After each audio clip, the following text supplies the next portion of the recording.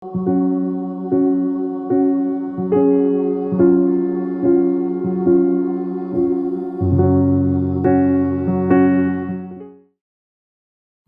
உங்கள் யாவருக்கும் ஆண்டவராகிய இயேசு கிறிஸ்து நாமத்தினால் அன்பின் வாழ்த்தை தெரிவித்துக் கொள்கிறேன்.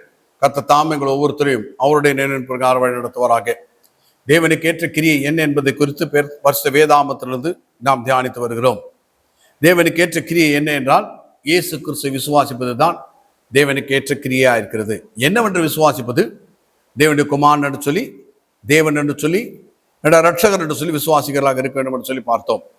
இன்றைக்கு எனக்காக அவர் மனிதனாக வந்தார். இயேசு கிறிஸ்து என்னவென்று விசுவாசிக்க வேண்டும்? எனக்காக அவர் மனிதனாக வந்தார் என்று சொல்லி விசுவாசிக்க வேண்டும். யோவான் 10ஆம் அதிகாரம் 10ஆம் வசனத்திலே கர்த்தராகிய இயேசு கிறிஸ்து சொல்றார், திருடன் திருடவும் கொல்லவும் அழிக்கவும் வருகிறான் என்று வேறொன்றுக்கு வரான், நானோ அவைகளுக்கு ஜீவன் அது பறிவிடப்பட வந்தேன் என்று சொல்கிறார். இங்கே 3 கேரக்டர்ஸ் பார்க்கிறோம். திருடன் திருடவும் கொல்லவும் அழிக்க வருகிறான். இந்த 3 காரியத்தை செய்கிறது பிசாசு. நானோ என்று சொல்லி அங்கே பார்க்கிறோம், அது கர்த்தராகிய இயேசு கிறிஸ்து. அவைகளுக்கு சொல்லி மனித குலத்தை குறித்து பார்க்கிறோம். மனித குலம் பாவத்தினால, வியாதினால, மரணத்தினால, பிசாசு போராட்டத்தினால, அநேக பிரச்சனைகளினாலே மரித்து கொண்டிருக்கிறது. அந்த மரித்து கொண்டிருக்கிறதான ஜனங்களுக்கு ஜீவனை கொடுத்து ஜீவனை பயன்படுத்துறதுக்காகத்தான் இயேசு கிறிஸ்து இந்த உலகத்தில் மனிதனாக வந்தார். நாம் எல்லாம் ஆண்டு பிறவிகள். அப்ப நம்ம எல்லாருக்காகத்தான் இயேசு இந்த உலகத்தில் வந்தார். அதுதான் இயேசு சொல்றார், திருடன் திருடவும் கொல்லவும் அழிக்க வருகிறான் என்று வேறொன்றுக்கு வரான், நானோ அவைகளுக்கு ஜீவனுண்டாருக்கு அது பறிவிடப்பட வந்தேன். இப்போ இயேசு கிறிஸ்து நமக்கு ஜீவனை கொடுத்து ஜீவன்ல பரிவிடப்படுத்துறதுக்காகத்தான் இந்த உலகத்திலே அடிமை ரூபம் எடுத்து மனித சாயலில் வெளிப்பட்டார் என்று சொல்லி பார்க்கிறோம். பிலிப்பியர் 2ஆம் அதிகாரம் 7ஆம் வசனத்தில் வாசிக்கிறோம், தம்மை தாமே வெறுமையாக்கி அடிமையின் ரூபம் எடுத்து மனுஷர் சாயலானார் என்று சொல்லி பார்க்கிறோம். இந்த மனுஷ சாயல் அடிமையின் ரூபம் என்று சொல்லி பார்க்கிறோம். இது மீட்கப்பட்டதான் இந்த அடிமையின் ரூபம் மாறும். இது தேவ சாயல் கிடையாது. தேவ சாயலில் இருந்த மனிதன் தேவ சாயலை இழந்து விட்டான், இப்போ அடிமையின் ரூபம் ஆயிட்டான். இந்த அடிமையின் ரூபம் எடுத்து மனுஷ சாயலாக இயேசு கிறிஸ்து இந்த உலகத்திலே வெளிப்பட்டார் என்று சொல்லி பார்க்கிறோம். என்ற பிள்ளைகள் மாம்சத்தை ரத்தத்தை உடையவராக இருக்கிறதுனாலே அவரும் அவர்களை போல மாம்சத்தை ரத்தத்தை உடையவராக மாறினார் என்று சொல்லி பார்க்கிறோம். இப்போ இயேசு கிறிஸ்து எனக்காகத்தான் மனிதனாக வந்தார் என்று சொல்லி விசுவாசிக்கணும். இயேசு ஏன் இந்த உலகத்துல வந்தார்? தேவனுக்கு ஏற்ற கிரியை என்ன என்றால், இயேசு விசுவாசிப்பது, அது என்னவென்று விசுவாசிப்பது, எனக்காக அவர் மனிதனாக வந்தார் என்று சொல்லி விசுவாசிக்கிறதாக இருக்கேன். அடுத்ததாக, எனக்காக மரிக்கும்படிக்கு அவர் ஒப்பு கொடுத்தார். இயேசு கிறிஸ்து எனக்காகத்தான் மரிக்கும்படி ஒப்பு கொடுத்தார். தீத்து 2ஆம் அதிகாரம் 14ஆவது வசனத்தை வாசிக்கும் போது, அவர் நம்மை சகல அக்கிரமங்களிலிருந்து மீட்டுக்கொண்டு தமக்குரிய சொந்த ஜனங்களாகும் நற்களில் செய்கிற பக்தி வாய்தாக்கியம் உள்ளவர்களாகும் நம்மை சுத்திகரிக்கும்படி நமக்காக தம்மை தாமே ஒப்பு கொடுத்தார். இயேசு கிறிஸ்து சிலுவை மரணத்தில் மரிக்கிறதுக்கு முன்பதாக கெத்செமனே தோட்டத்தில் ஜெபித்துக் கொண்டிருக்கும் போது அவர் பிடிக்க வருகிறார்கள். அவரை தான் பிடிக்க வராங்கன்னு சொல்லி தெரிந்தாலும் கூட இயேசு கிறிஸ்து அவர்களிடத்துல போய் யாரை தேடுகிறோன்னு சொல்லி தன்னை ஒப்பு கொடுக்கிறதை பார்க்கணும். இதுதான் ஒப்பு கொடுத்தார்ன்னு சொல்லி பார்க்கணும். அதற்கு முன்பதாக 3 விதமான மரணம் அவருடைய வாழ்க்கையில குறுக்கிட்டது. அந்த மரணங்களுக்கு ஒப்பு கொடுக்கவில்லை. ஆனால் சிலுவை மரணத்துக்கு மாத்திரம் தானே முன்னே போய் ஒப்பு கொடுக்கிறார். அதன் பிற்பாடு தான் அவர் பிடித்து கொண்டு போய் சிலுவையில் அடிக்கிறார்.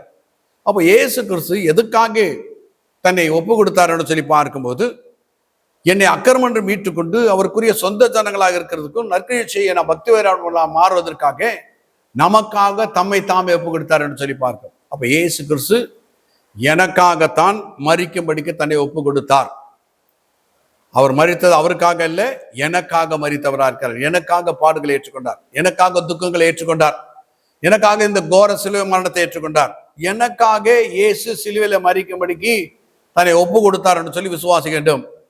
இப்படி நீங்க எனக்காக இயேசு சிலுவையில மரிக்கும்படி தன்னை ஒப்பு கொடுத்தார் என்று சொல்லி விசுவாசிக்கும் பொழுது நீங்க அவருக்குரிய சொந்த ஜனங்களாக மாற்றப்படுகிறீர்கள். நற்கிரியை செய்கிறதுக்கு பக்தி வைராக்கியமுடையவர்களாக மாற்றப்படுகிறீர்கள். ஏன் அவர் அவருக்குரிய சொந்த ஜனங்களாக நம்மை மாற்றுகிறார்?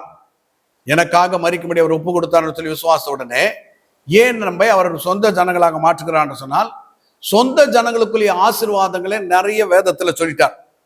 இப்ப நம்ம சொந்த ஜனமா மாறலன்னா அந்த வசனங்களை எல்லாம் நாம் உரிமை கொண்டாட முடியாது. ஆகையினால தான் தேவன் நம்மை இயேசு கிறிஸ்து விசுவாசிக்கும் பொழுது நம்மை சொந்த ஜனங்களாக மாற்றி விடுகிறார். அவருக்குரிய சொந்த ஜனங்கள். நாம் நமக்கு சொந்தமானவர்கள, தேவனுக்கு சொந்தமானவர்களாக மாற்றப்படுகிறோம்.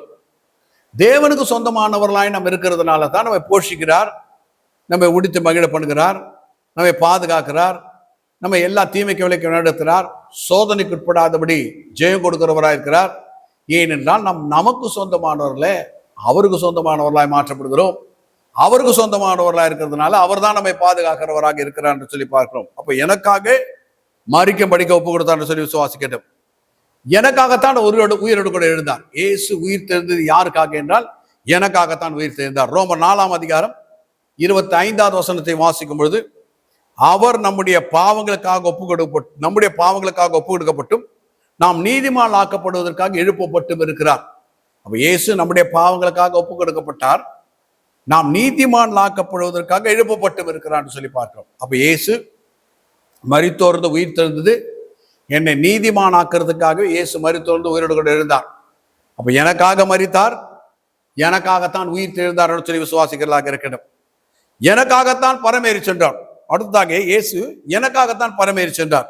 யோவான் 16ஆம் அதிகாரம் 7ஆம் வசனத்திலே கர்த்தராகிய இயேசு கிறிஸ்து சொல்றார், நான் உங்களுக்கு ஒரு உண்மையை சொல்லுகிறேன், நான் போகிறது உங்களுக்கு பிரயோஜனமா இருக்கும்.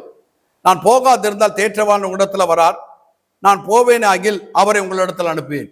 அப்ப இயேசு பரலோகம் ஏறி சென்றதுக்கு காரணம் என்ன என்றால் எனக்காகத்தான் அவர் பரமேறி சென்றார்.